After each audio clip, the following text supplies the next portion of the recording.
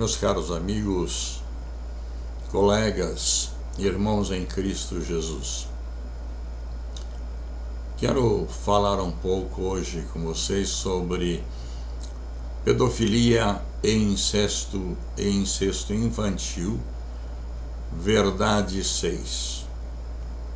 Temos insistido neste tema e temos conclamado os líderes das igrejas cristãs para que atentem para este fato que está ocorrendo, infelizmente, até mesmo dentro dos templos cristãos, dentro das escolas e assim por diante.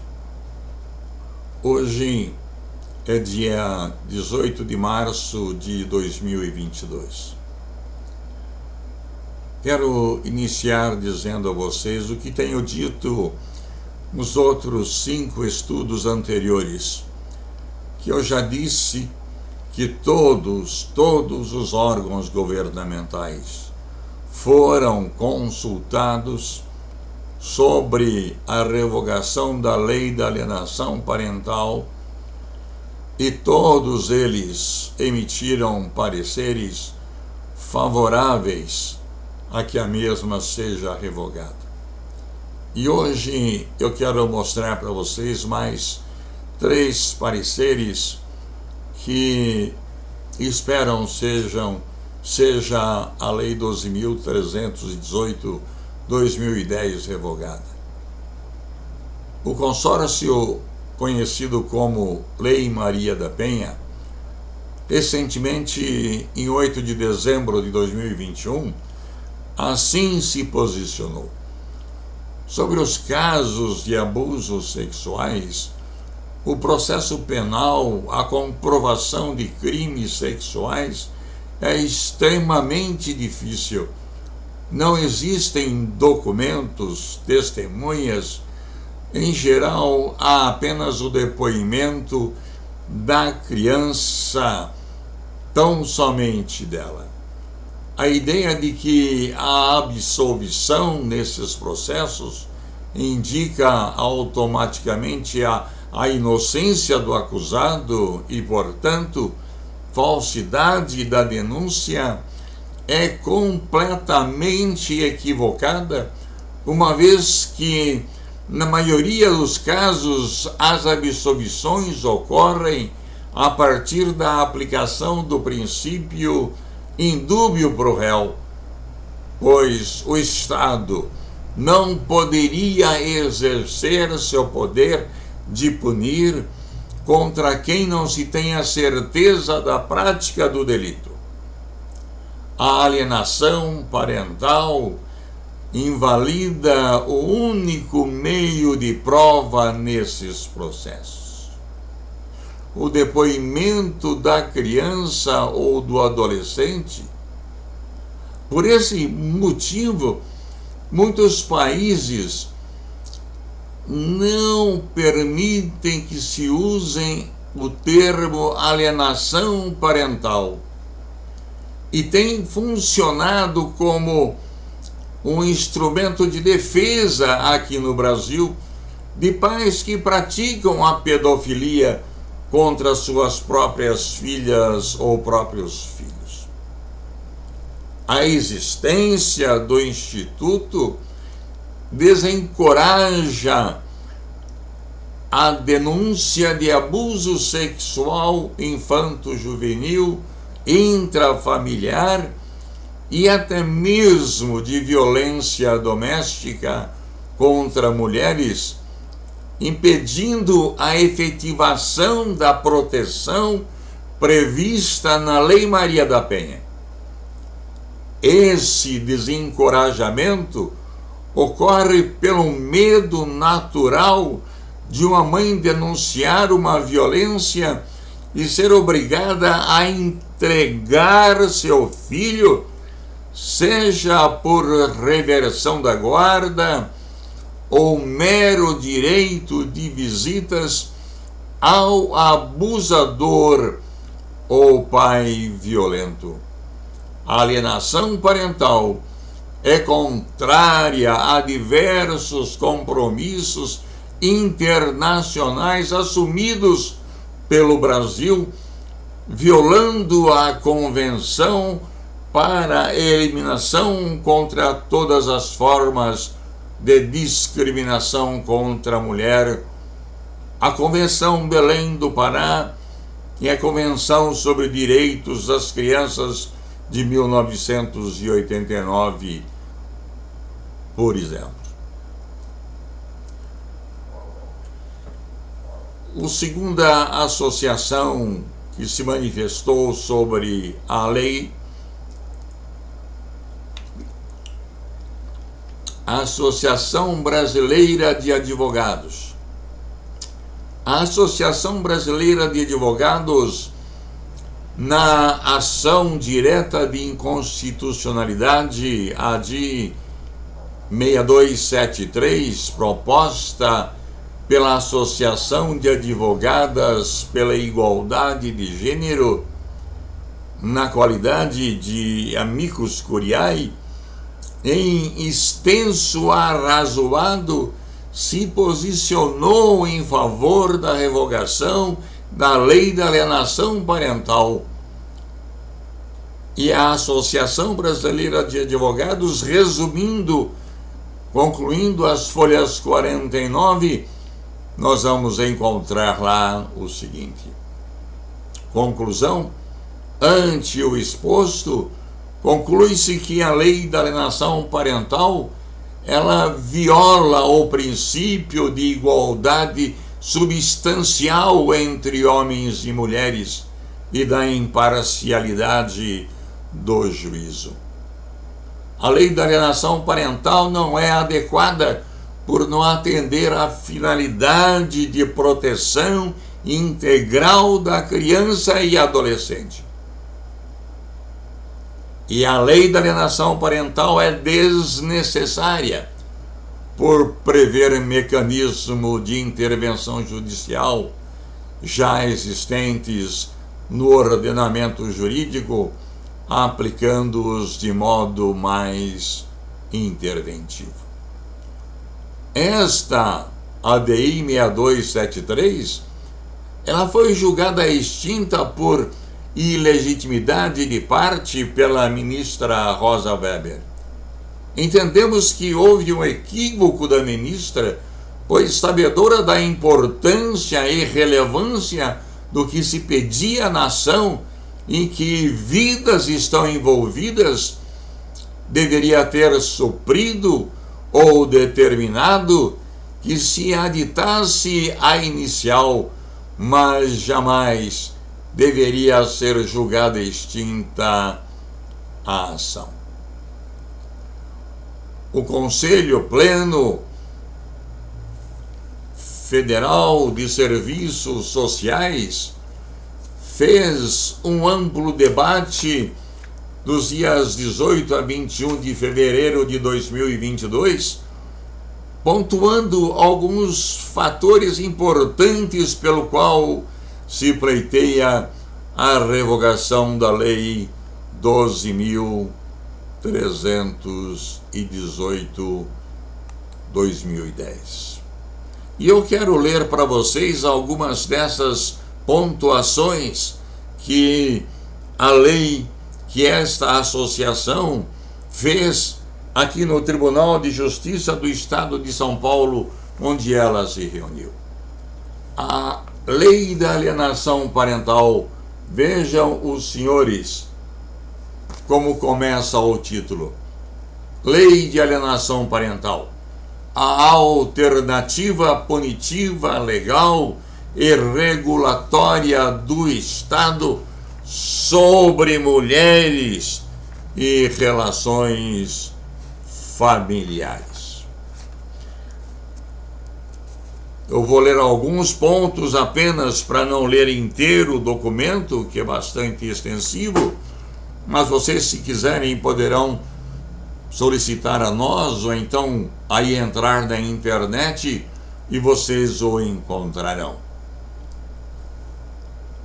Uma das debatedoras ela assim afirma: o debate apontou os graves problemas e equívocos nos âmbitos científico, jurídico, político e social da Lei 12.318, conhecida como Lei da Alienação Parental, que dispõe sobre a alienação parental, além de apontar seus reflexos no exercício profissional dos assistentes sociais. E mais à frente, eles assim debatem.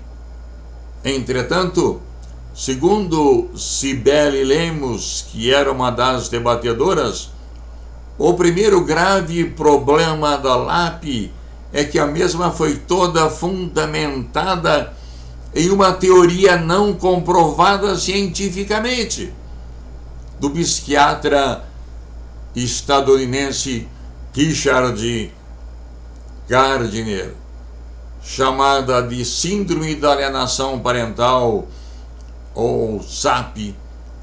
A tal teoria define a alienação parental como um treinamento para que a criança ou adolescente odeie um dos seus genitores, rompendo laços afetivos, além de ocasionar sentimentos de ansiedade e temor.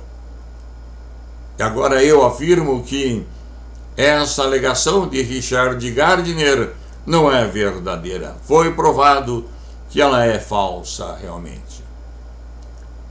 A grande maioria, afirma Cibele ainda no seu documento, no seu debate, a grande maioria das entidades nacionais e internacionais não reconhece e refuta tal teoria por sua falta de base científica. Assim denuncia a representante do coletivo Voz Materna. A Cibele ainda destaca, inclusive, que a Organização Mundial da Saúde, OMS, removeu a alienação parental da classificação internacional de doenças CID, ou seja, não é uma patologia como afirmam os defensores da SAP. E sobre este assunto, sobre este documento que levou a OMS a tirar da CID como doença a alienação parental, nós já falamos com vocês por diversas vezes. É um documento que está assinado por 44 países, com 352 experts, e do Brasil, inclusive, está presente nesse documento com 10 representantes, sendo que os 3 advogados que fazem parte somos do Alonso Advogados, a doutora Patrícia Regina Alonso, doutora Elizabeth Regina Alonso e eu, doutor Felício Alonso.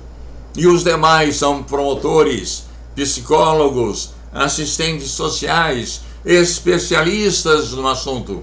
E nós levamos para a OMS essa tese, esse documento que nós temos defendido até agora. E eles não tiveram outra saída senão esse ano já não mais constar no CID a alienação parental, porque ela não é doença, ela não é uma patologia que teria cura. O segundo e maior problema da lei da alienação parental é que ela é um instrumento jurídico embora legal, mas serve unicamente para a manutenção da violência doméstica num país que é o quinto colocado no lugar em feminicídios no mundo inteiro. No mundo inteiro, nós somos o quinto pelo maior número de mulheres e crianças que morrem em função dessa lei. É uma forma, eu estou lendo o documento, não são palavras minhas, vejam, senhores, é uma forma de manutenção legal da violência doméstica. E essa afirmação é feita por técnicos,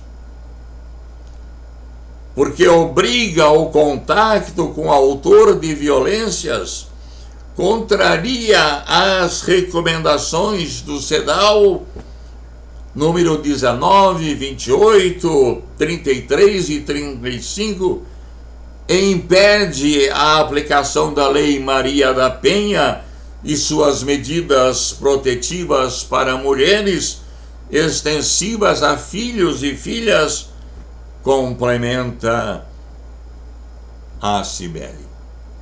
E eu aqui quero fazer um parênteses para lembrar que esta fala me remonta à morte da juíza no Rio de Janeiro, que, separada do marido, teve que levar as duas crianças até a residência desse, e no meio da rua, ele, na frente dos filhos pequenos, mata a juíza à vista de todos que ali estavam. Esta lei da alienação parental é responsável por esta morte. E aqui está a explicação de quem entende muito bem do que está falando. E ela continua dizendo, ou seja, a lei de alienação parental não só mantém as mulheres expostas aos seus agressores, como também seus filhos e filhas, a violência e abusos de seu genitor. Quando uma acusação de alienação parental é incluída num processo, toda a investigação é voltada para os indícios da suposta alienação, já que conta com previsão legal de tramitação prioritária, sobrepondo-se inclusive a denúncias de violência, completa ela. Por fim, Cibele Lemos enfatiza o caráter machista e misógino da lei da alienação parental, endossados e reproduzidos pelo judiciário brasileiro, que, conforme pesquisas, majoritariamente as mulheres são discriminadas. Além disso, convocou a sociedade a reforçar o movimento nacional pela revogação da lei da alienação parental. E no documento que aqui nós temos escrito, resultado desse debate, nós encontramos algo que é bem real e que dói profundamente em nossa alma.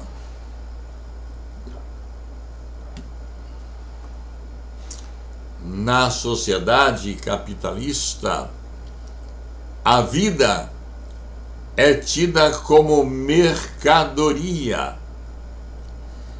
E não importa se essa vida é ameaçada ou extinta, desde que gere lucro.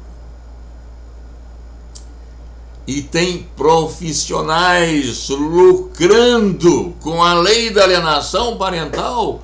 Veja bem, nós falamos tanto isso, mas não é só o nosso pensamento. É o pensamento de centenas de profissionais que, como nós, encontram a mesma dificuldade para a defesa das crianças nessa lei da alienação parental. Vou repetir aqui a frase toda. E tem profissionais lucrando com a lei da alienação parental, já que a legislação gerou um grande mercado de especialistas em elaborar petições e laudos fundamentados na lei da alienação parental para processos de disputa de guarda, colocando em risco a vida de mulheres, crianças e adolescentes.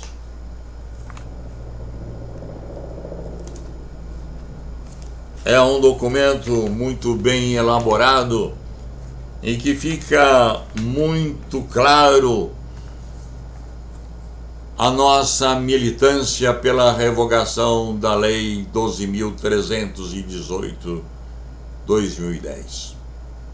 Que, infelizmente, o projeto de Lei 498 de 2018, que prevê a revogação da lei, ele está parado desde fevereiro do ano passado, aguardando a nomeação de uma relatora. E esse processo deveria ser julgado, esse projeto de lei deveria ser julgado logo, deveria ser colocado em votação. Porque enquanto isto não acontece, milhares de crianças estão morrendo. E eu digo mais, que na votação desse projeto de lei, a votação deveria ser nominal, porque assim nós saberíamos aqueles que votaram contra a revogação da lei da alienação parental.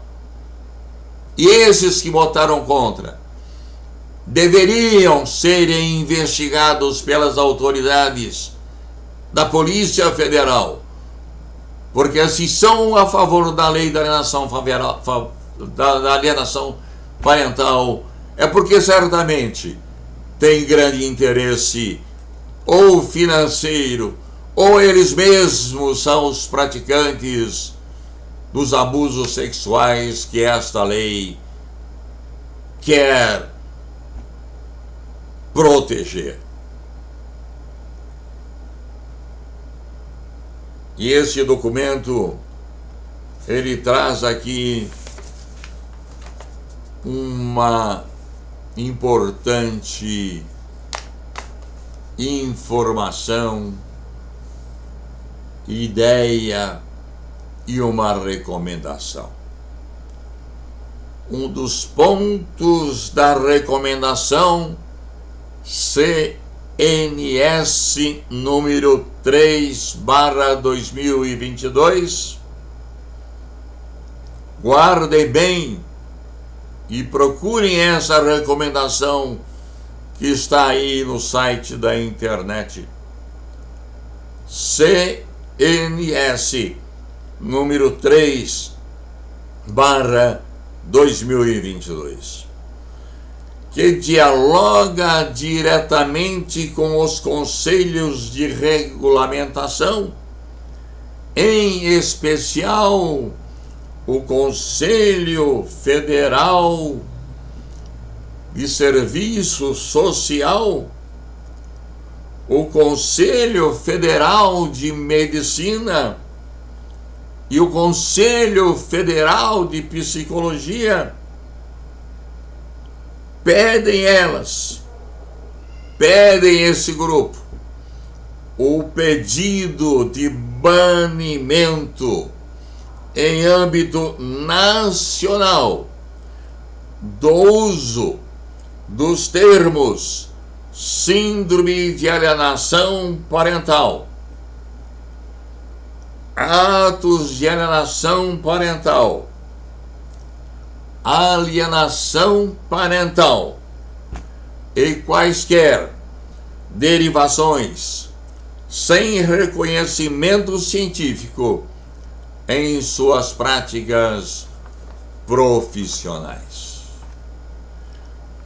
Todas as mães que lutam para salvar os seus filhos de genitores abusadores carregam sobre si a pecha de alienadora e são até mesmo discriminadas na sociedade, na própria rua onde moram, e inclusive aqui em nosso escritório temos sido sim processados e somos discriminados porque nós somos contra a lei da alienação parental e carregamos sim sobre nós a pecha de alienadores.